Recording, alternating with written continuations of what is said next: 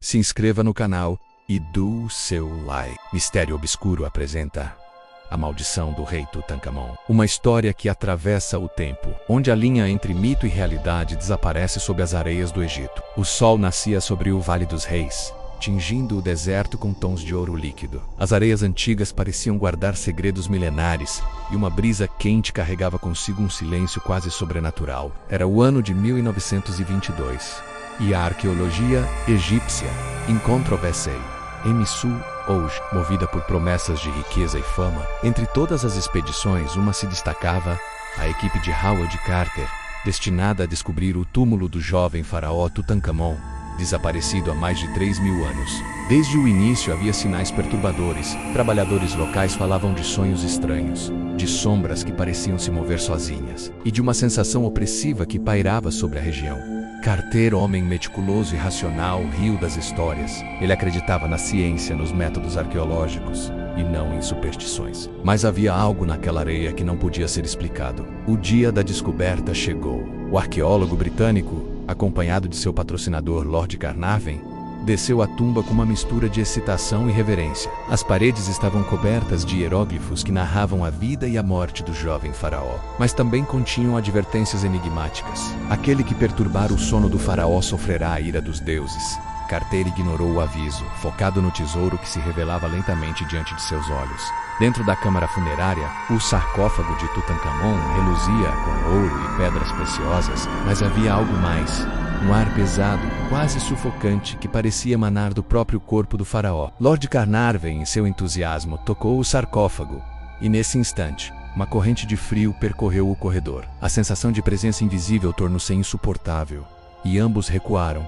Mas a curiosidade era mais forte que o medo. Nos dias que se seguiram, relatos de acontecimentos estranhos começaram a surgir. Um dos trabalhadores adoeceu de forma inexplicável, apresentando febre alta e delírios intensos. Outro sofreu um acidente bizarro ao tentar carregar uma caixa de artefatos, tropeçou e caiu sobre estacas afiadas, morrendo quase instantaneamente. A cada evento, o ar parecia mais denso, mais pesado, como se a própria tumba estivesse se alimentando do medo humano. Lord Carnarvon, sempre cético, ignorava os sinais. Mas a noite em que recebeu a notícia de sua própria morte iminente, uma sensação de presságio o envolveu. Ele escreveu em seu diário: "Sinto que algo nos observa, algo que não pertence a este mundo. Carter não acredita, mas eu não posso ignorar o que sinto."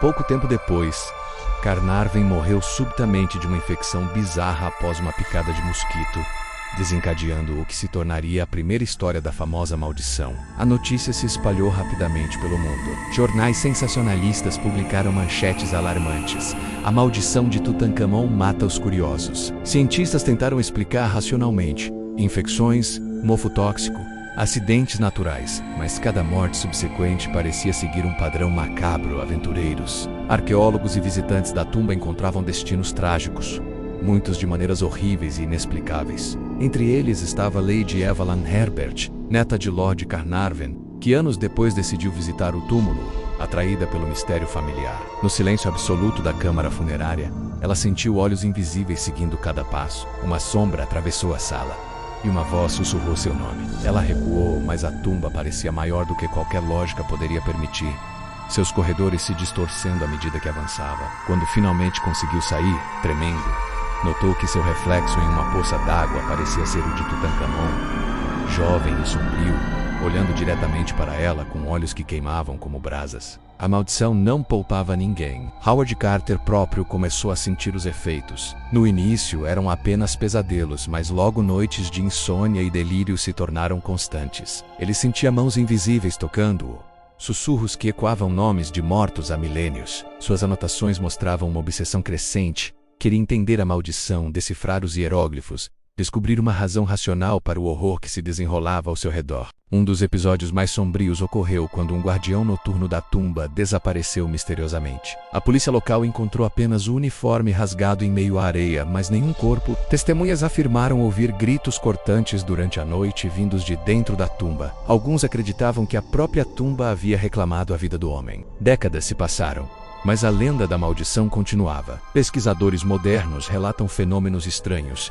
luzes inexplicáveis nas câmaras, gravações de vozes que não pertencem a nenhum humano e registros de equipamentos eletrônicos falhando sem motivo. Até mesmo turistas descrevem arrepios intensos, sensação de serem observados, e sombras que se movem independentemente da luz. Entre os relatos mais perturbadores, há histórias de arqueólogos que, ao tentar remover objetos da tumba, desenvolveram doenças raras e inexplicáveis, ou morreram em acidentes impossíveis. Historiadores afirmam que Tutankhamon não era apenas um faraó jovem, mas alguém dotado de um poder espiritual que transcende o tempo.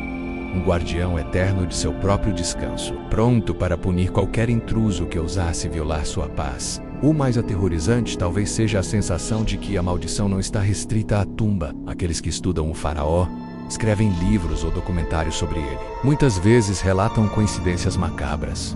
Objetos caem, vidros se quebram sem motivo, e uma sensação de opressão paira sobre escritórios e casas. É como se Tutankhamon, mesmo após milhares de anos, continuasse observando, protegendo-se contra a curiosidade humana. Pesquisadores paranormais que tentaram se aproximar do túmulo relatam encontros com entidades que não podem ser explicadas. Alguns descrevem figuras humanas em trajes antigos. Outros sentem mãos geladas tocando seus ombros. Mas ao se virar não há ninguém. O terror não está apenas no que se vê, mas no que o seis sente.